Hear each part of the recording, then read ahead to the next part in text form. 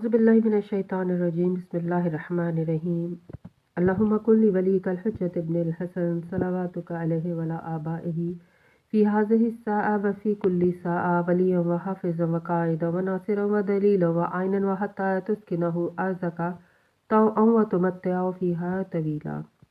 अस्सलाम वालेकुम सामाईन, हमारे चैनल ज़िक्र उला में खुशामदीद।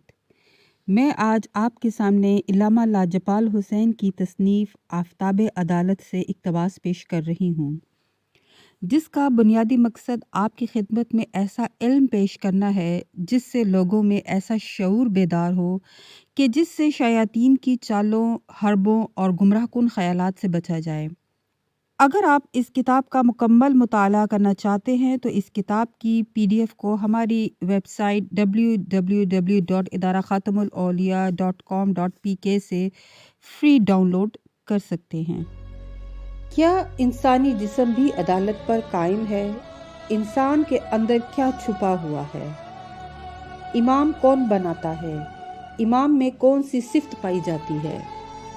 अल्लाह ताला इरशाद फरमाता है, लक़द ख़लक़नल इंसान फ़ी अहसनिल तक़वीम, हमने इंसान को अहसन तक़वीम पर ख़ल्क़ फरमाया। बड़े गौर फ़िक्र के बाद मुझे ये मालूम हुआ कि अहसन का मायने उर्दू ज़बान में बेहतर है, मगर हकीकी एतबार से इसके मायने में जब तक अदालत का मफ़हूम ना आए अहसन का लफ्ज़ सादिक नहीं आएगा। कहने का मकसद ये है कि इंसान में अदल है, जिससे इंसान हक़ाइक़ का इदराक करता है। फिर देखिए कि लफ्ज़ तक़वीम तख्लीक में लेकर आना हिकमत से खाली नहीं है, लिहाजा अहसन और तक़वीम दोनों अदल के साथ तख्लीक इंसानी पर सादिक आते हैं। इंसान के जिस्म को देखें तो अदालत ही अदालत नज़र आती है। आँखें, हाथ, कान, पाँव सब की तख्लीक अहसन है। ज़रा सी तक़वीम अगर ख़राब हो जाए इसी का नाम जुल्म है। अगर आँखों को चेहरे की बजाय पेट पर या पाँव पर लगा देता तो क्या ये अदल होता या जुल्म? लिहाजा आँखों का ऊपर लगाना इस बात पर दलालत करता है कि इंसान बुलंदी से अपने नीचे तक देख ले और अपने दाएं बाएं उसी ऊंचाई से देखे कि जिस तरह ऊपर से नीचे और पीछे दिखता है। तो ये देखने में इंसान की तख्लीक में अल्लाह ताला ने अदल को रखा। समात यानी कानों का भी यही हाल है। अगर सुनने के लिए उनको किसी और उज़्व की जगह पर रख दिया जाता तो ये जुल्म हो जाता। अगर सर को पैरों की जगह और पैरों को सर की जगह रखता तो क्या इंसान अहसन तक़वीम शुमार होता? तो मालूम हुआ कि जिस्म का हर उज़्व अल्लाह की अदालत की गवाही दे रहा है।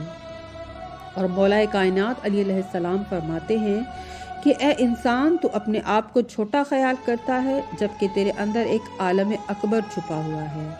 अल्लाह ताला ने जब इंसान के जिस्म को अदल के बगैर नहीं छोड़ा तो वो कैसे गवारा करे कि पूरी कायनात को बगैर निफाज अदल के इख्तिताम कर देगा।